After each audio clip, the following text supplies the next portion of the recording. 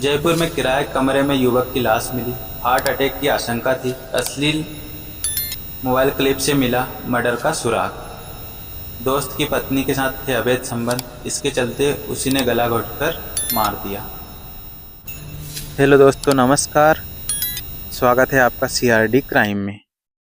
आइए कहानी को पूरे सिलसिलेवार तरीके से समझते हैं। अगर कहानी आपको अच्छी लगे तो इस वीडियो को लाइक करें, चैनल को सब्सक्राइब जरूर कर लें। चलिए शुरू करते हैं। जयपुर के बेनाड रोड स्थित फकीरा नगर था।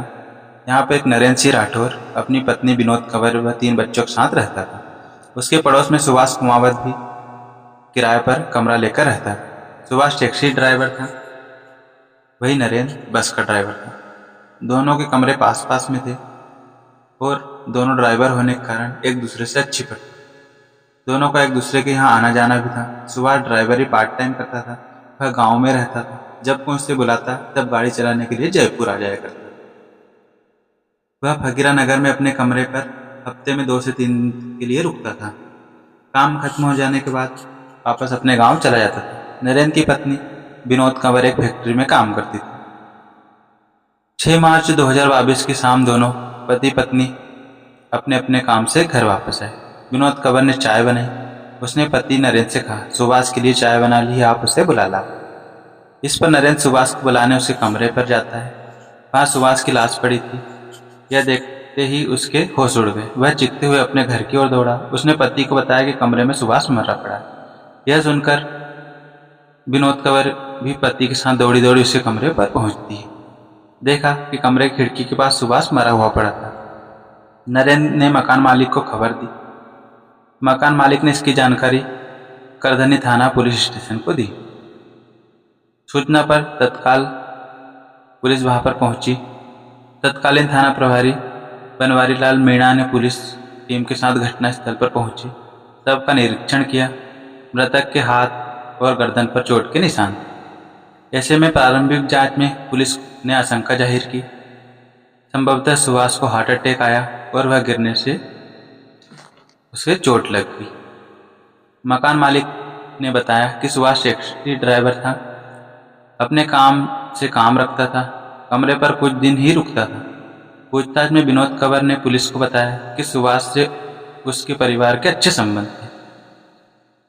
पुलिस को पता चला सुभाष मूलतः जयपुर के गोविंदगढ़ थाना इलाके के ढोटसर गांव का रहने वाला था। मृतक के घर वालों को सूचना देने के साथ ही मामला संदिग्ध लगने पर एफएसएल टीम को बुला लिया।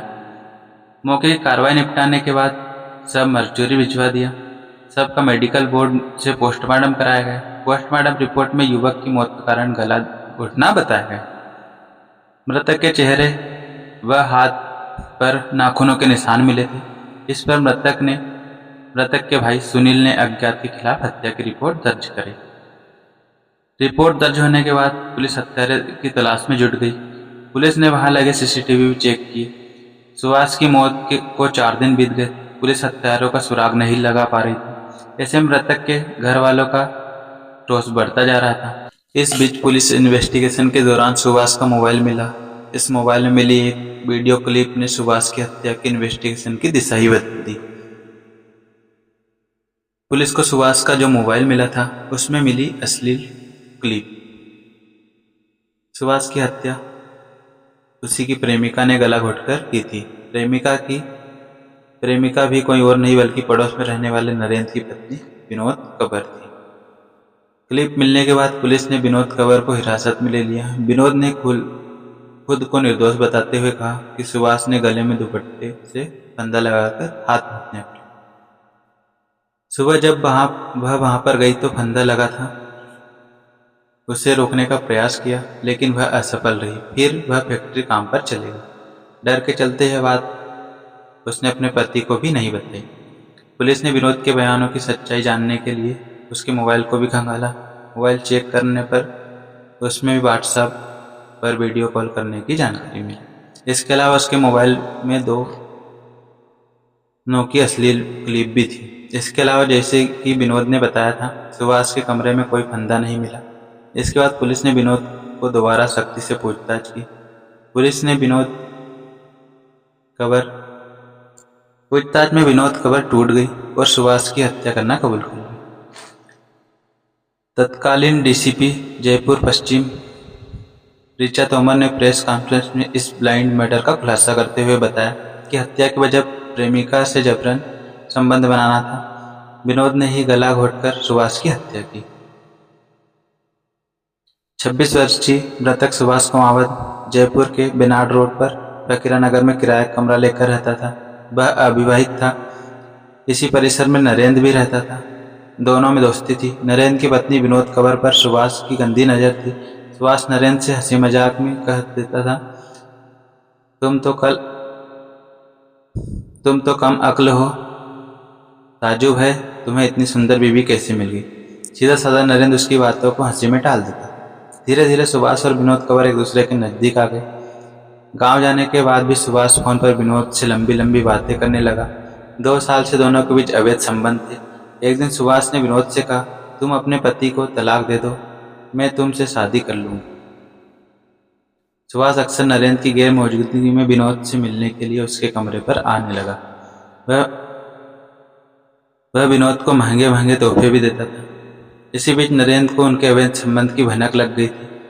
उसने पति विनोद को कई बार समझाया कि सुभाष जब घर पर आए तो वह उससे बात न किया करे, लेकिन पति की बात तो में पत्नी पर कोई असर नहीं पड़ा। सुभाष विनोद से उसे अपने साथ रखने की बात भी कह रहा था।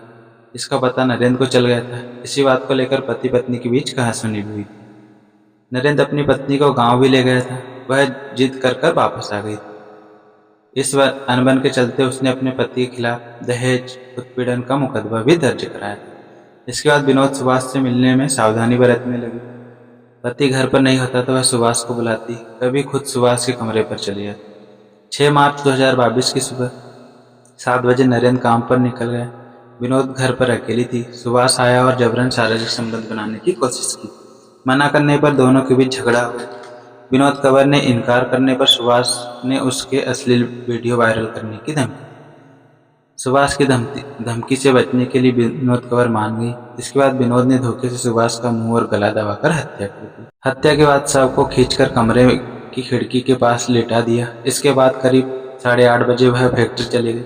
हत्या के बाद दोपहर में विनोद वापस घर आई और लंच करने के बाद फिर से काम पर चली गई। ऐसा उसने इसलिए किया कि आस पड़ोस के लोग उस पर शक न करें। पुलिस ने 10 मार्च 2022 को आरोपी विनोद कंवर को गिरफ्तार कर लिया। 18 मार्च 2025 को विनोद कंवर उर्फ बीनू को जयपुर मेट्रो द्वितीय की एडीजे कोर्ट 6 ने उम्र कैद व 50,000 रुपये जुर्माने की सजा सुनाई। कोर्ट के जज बालकृष्ण कटारा ने यह आदेश दे दिया था। अगर कहानी अच्छी लगी तो चैनल को सब्सक्राइब जरूर करें।